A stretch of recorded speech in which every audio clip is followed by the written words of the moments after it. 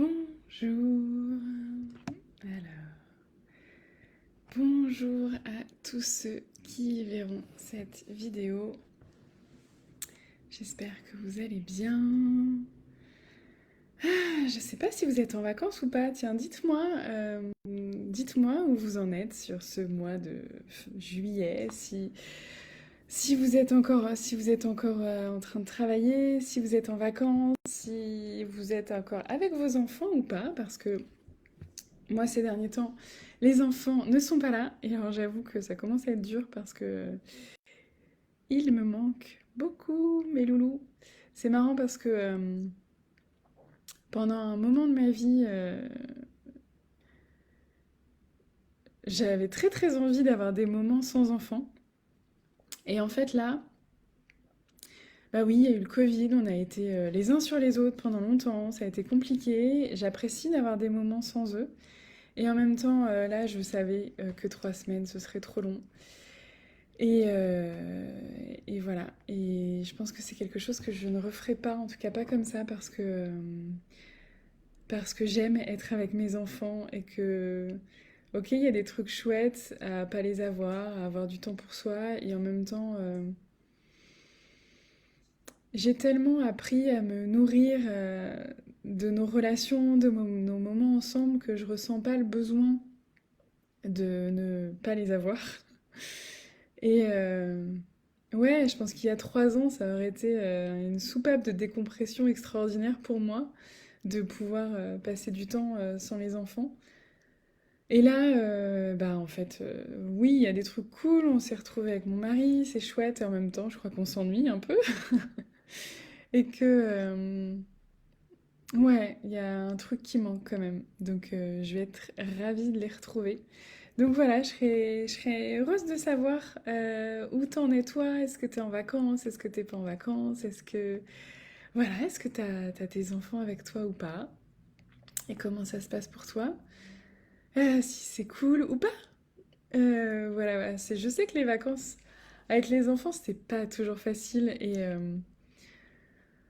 ouais, nous, ça a été dur pendant longtemps parce que on avait toujours cette envie de profiter de nos vacances comme si on pouvait profiter de nos vacances de la même manière avec ou sans enfants. Bon, il y a clairement des choses qu'on peut pas faire pareil avec nos enfants.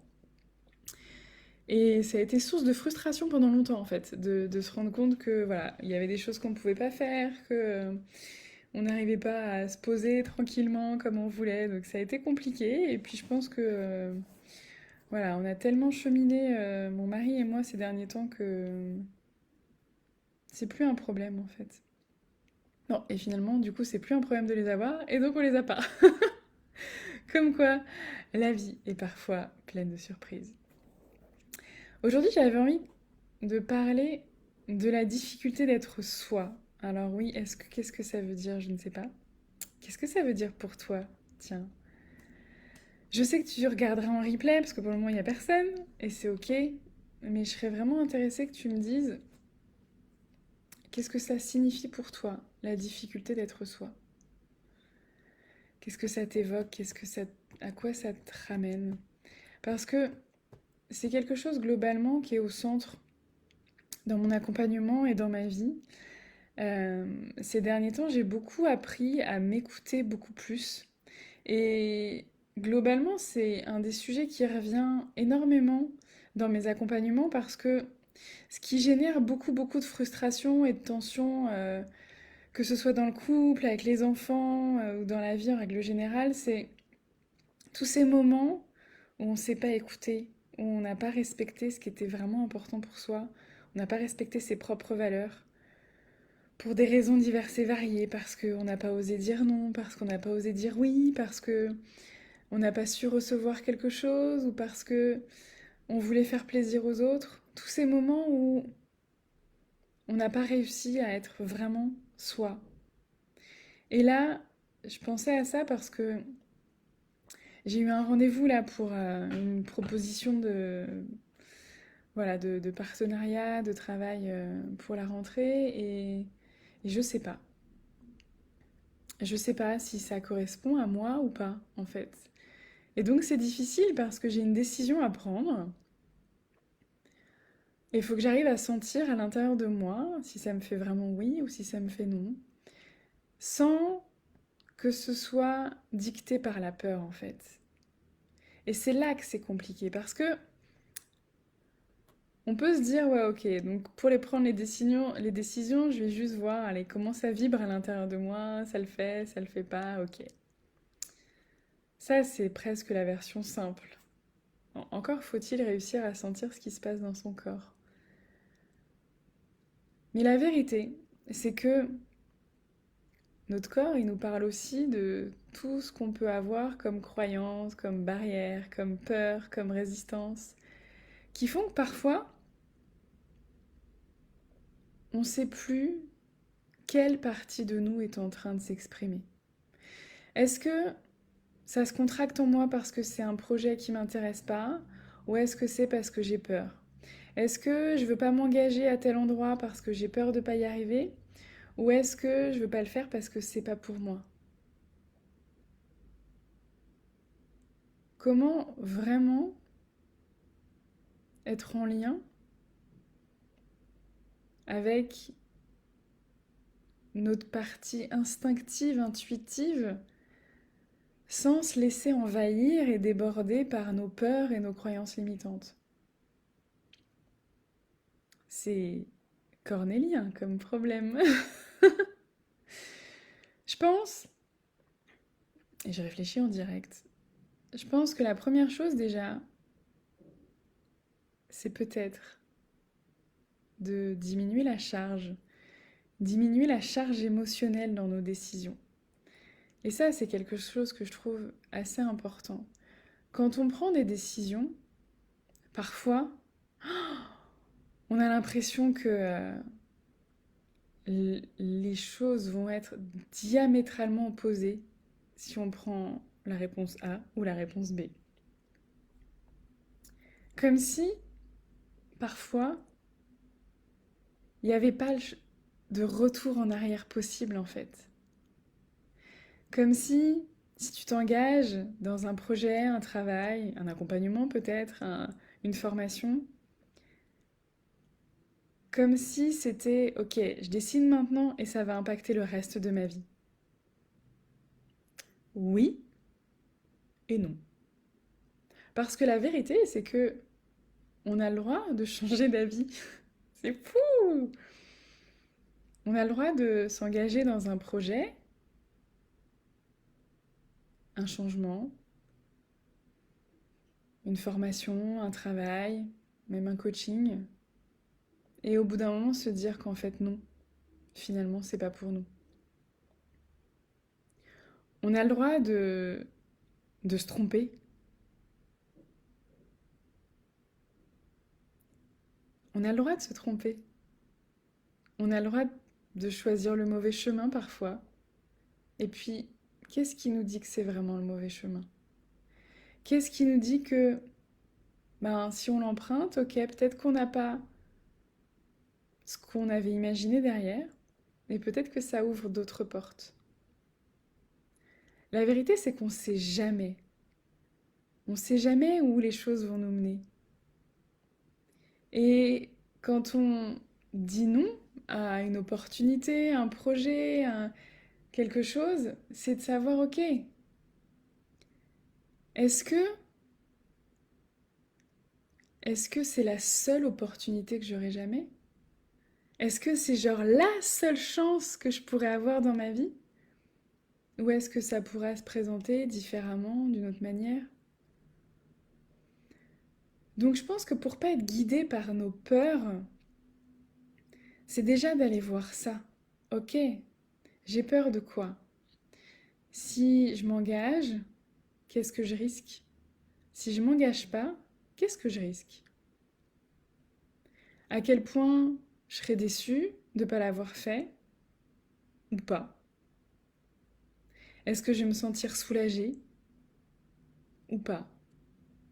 Est-ce que si je m'engage, ça va être un poids, une contrainte ou quelque chose qui me donne de l'exaltation, de l'envie?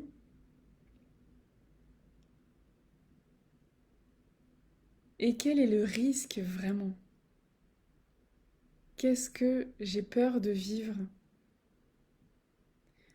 Parce que si j'ai juste peur de me planter, ok, peut-être que je suis capable de dépasser ça en fait. Est-ce que j'ai juste peur de pas être à la hauteur? Et là, ça parle de mes croyances limitantes. Est-ce que j'ai peur d'être déçue? Qu'est-ce qui me fait vraiment peur en fait? Ce qui va nous permettre d'avancer, c'est pas de nier la peur et de faire comme si elle n'existait pas, c'est d'aller la regarder en face, d'écouter son message, de le considérer et ensuite de faire le tri. Et puis de voir vraiment, au-delà de cette peur, qu'est-ce qui vibre à l'intérieur de nous? Qu'est-ce qui nous fait vraiment envie? Quelle est notre motivation à nous lancer dans telle ou telle entreprise, même pour un accompagnement? Euh, Moi, quand je me lance dans un accompagnement, en fait, j'investis pour moi dans un accompagnement, je me demande qu'est-ce que j'en attends. Parce que si je prends un accompagnement avec une énergie de désespoir, en fait, de ah là là, il faut que cet accompagnement me sauve la vie, oui, je risque d'être déçue.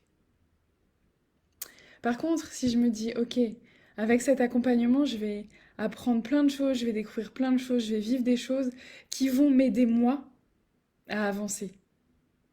Mais j'attends pas à ce que les autres fassent à ma place. Quand je m'engage dans un projet, c'est la même chose. Avec quelle énergie je le fais? Est-ce que je m'engage dans ce projet parce que j'ai peur de ne pas en avoir d'autres? Est-ce que je prends tel client parce qu'il ne me correspond pas tout à fait, mais j'ai peur de ne pas en avoir assez? Ou est-ce que je le prends, ce projet, cet accompagnement, ce client, parce que j'en ai envie et que ça me porte? Quelle est ma motivation? Si ma motivation, c'est la peur du manque, c'est le désespoir, c'est l'envie d'être sauvé, oui, là, il y a de fortes chances que ma décision, elle soit pas très porteuse. Donc, vraiment, c'est d'aller voir à l'intérieur de soi, ok, qu'est-ce qui fait que ça me fait vibrer? Qu'est-ce qui me donne envie, moi? Hier soir, Hier soir, j'ai fait une séance un peu particulière de coaching. Dans mon accompagnement, je propose une séance sur la libération des croyances limitantes. Et alors ça, c'est une technique que j'ai appris avec un autre coach. Donc c'est pas, c'est basé sur de la PNL, de l'hypnose, du coaching. Enfin, c'est vraiment un outil particulier. Et ça faisait longtemps que je l'avais pas fait. Et là, je l'ai fait pour une amie. Et j'ai tellement adoré ce moment en fait. J'ai tellement adoré parce que c'était tellement riche en émotions, c'était plein d'amour, c'était... Et là, je me suis dit, ok, en fait, c'est ça que j'aime faire, moi, vraiment. C'est pas lourd, c'est pas une contrainte, c'est juste un moment intense de partage, de bonheur, et c'est juste génial, en fait. Et à quel moment je peux me permettre de vivre ça à fond, quitte à refuser certains projets, quitte à refuser d'accompagner certaines personnes parce que je sens que je suis pas la bonne personne pour elles. Ça demande vraiment d'oser être moi, pleinement moi, complètement moi.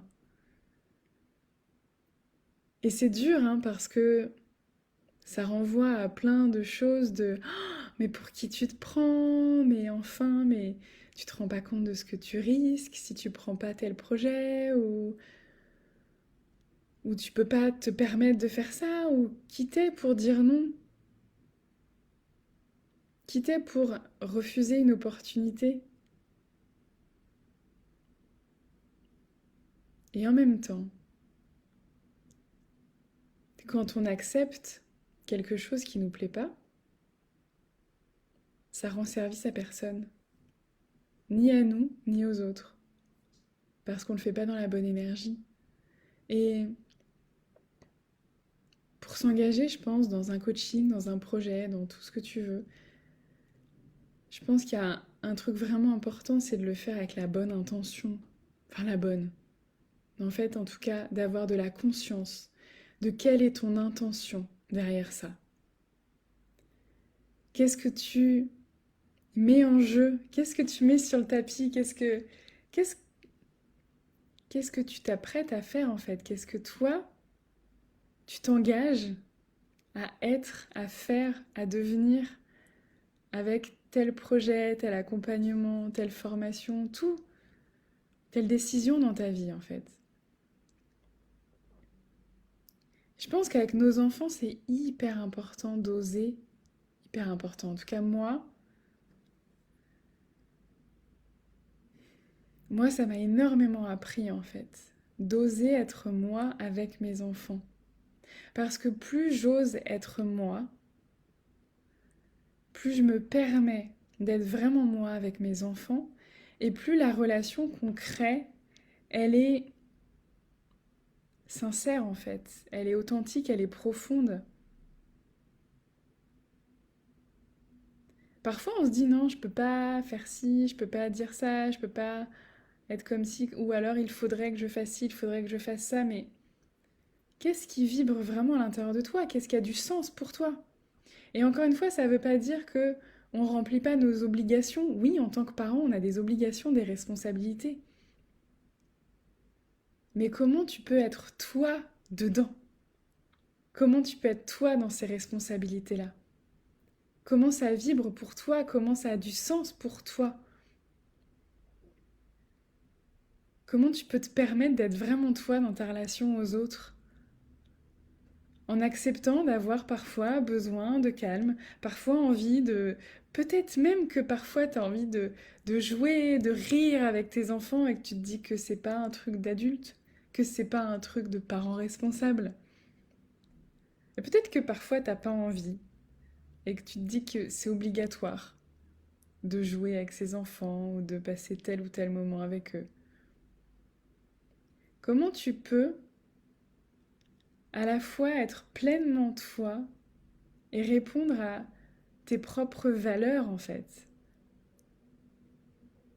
Comment tu peux mettre du sens sur tout ça pour le faire avec amour, avec cœur, avec envie, avec passion?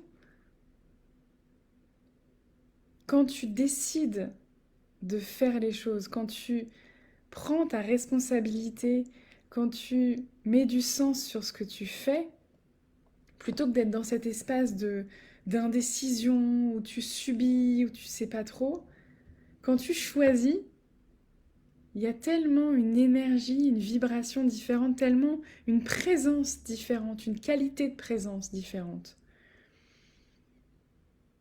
Moi, je sais qu'il y a des... Pendant un temps, pendant le Covid par exemple, pendant les confinements, il y avait cette espèce d'entre-deux où j'arrivais pas à avancer dans mon travail, j'arrivais pas à être vraiment présente avec mes enfants. En fait, ce qui se passait, c'est que je choisissais pas. Je choisissais pas en fait. J'étais toute la journée entre mes enfants et mon travail. Donc j'étais pas pleinement présente pour mes enfants, donc ils le sentaient, donc c'était pénible. Et donc j'étais pas non plus pleinement présente pour mon travail, et donc ça a généré la frustration. En fait, au bout d'un moment, ce qui s'est passé, c'est que je me suis organisée différemment. Et donc il y avait des moments où j'étais 100% sur mon travail, et des moments où j'étais 100% avec mes enfants. Et même d'autres moments où j'étais 100% avec moi-même. Et comment tu vas pouvoir t'autoriser en fait ça? T'autoriser à être toi, à sentir vraiment ce qui se passe à l'intérieur de toi au-delà de la peur, au-delà de la peur de décevoir, au-delà de la peur d'être rejeté, au-delà de cette impulsion de faire plaisir aux autres au détriment de toi. Faire plaisir aux autres, c'est génial, ça nous porte, ça nous fait plaisir aussi, ça nous remplit de bonheur. Sauf quand on le fait à contre-cœur. Sauf quand on le fait alors que ça fait complètement non à l'intérieur de nous. Sauf quand on le fait alors que ça n'a pas de sens pour nous. Tu peux être toi, pleinement toi, et rendre les autres parfaitement, pas rendre les autres heureux parce que c'est pas ta responsabilité, mais leur faire plaisir, leur donner de ton temps, de ta disponibilité, de ton sourire, de ton amour. Et plus tu te permets d'être vraiment présent à toi en fait, à l'écoute de toi, plus tu seras dans quelque chose de sincère. Et la dimension que prend nos relations quand on est dans cette sincérité, elle est vraiment, vraiment différente. C'est-à-dire que oui, il y a des moments où on va dire non. Il y a des moments où on ne sera pas disponible. Il y a des moments où on n'aura pas envie. Ok. Mais les moments où on aura envie, on sera vraiment là. Plutôt que d'être dans cette non-présence constante, dans cette entre-deux. Et on a le droit d'être dans l'entre-deux de temps en temps. Mais quand tu te permets d'avoir tes espaces pour toi, ça te permet aussi d'avoir un vrai espace pour les autres. Et je pense que ça change énormément de choses. Voilà, je serais ravie que vous me partagiez vos impressions là-dessus quand vous verrez ce live. J'espère que vous serez nombreux à le voir. Voilà, moi je vais me laisser sentir pour moi quelle est la décision que je vais prendre pour ce projet. Mais je vais me laisser un peu de temps pour pas prendre une décision impulsive et pour vraiment prendre le temps de sentir ce qui se passe à l'intérieur de moi. Je vous rappelle que pour celles qui choisiront de s'engager dans l'accompagnement Nouveau Regard avant le live 210, donc il reste 6 jours, celles qui décident de s'engager là bénéficieront d'un mois gratuit en plus d'accompagnement. Voilà. Donc n'hésitez pas, si vous avez des questions, si vous voulez en parler. Voilà, je pense qu'après, au mois d'août, je parlerai un petit peu moins de mes accompagnements parce que je profiterai un peu plus des vacances et puis j'ai pas envie d'être tout le temps. Voilà, je pense que c'est important que je parle de temps en temps de cet accompagnement parce que c'est important que vous sachiez qu'il existe. Et en plus, j'aime en parler parce que j'aime le faire et j'adore. Voilà, mes séances avec mes clientes, ça me met toujours tellement en joie que j'ai envie de partager ça avec vous. Et en même temps, voilà, j'ai pas envie d'être dans une énergie de tension. Donc voilà, j'en parle encore là, enfin juste pour vous dire que il y a cette possibilité-là pour ceux qui le choisiront, celles qui le choisiront. Et puis voilà, oui, je vous parle de temps en temps de cet accompagnement pour que vous sachiez qu'il existe. Après, je sais que quand ce sera le moment, si un jour c'est le moment, tu sauras où me trouver, comment me trouver. Le comment, c'est pas compliqué, hein. C'est soit prendre directement rendez-vous sur l'agenda, soit m'envoyer un message en privé ou me demander en commentaire et puis on en discute, on voit si ça te correspond, si c'est possible pour toi, si c'est possible pour moi. Et puis et voilà, c'est comme ça que l'aventure commence. Je vous souhaite une belle après-midi et je vous dis à bientôt. Ciao.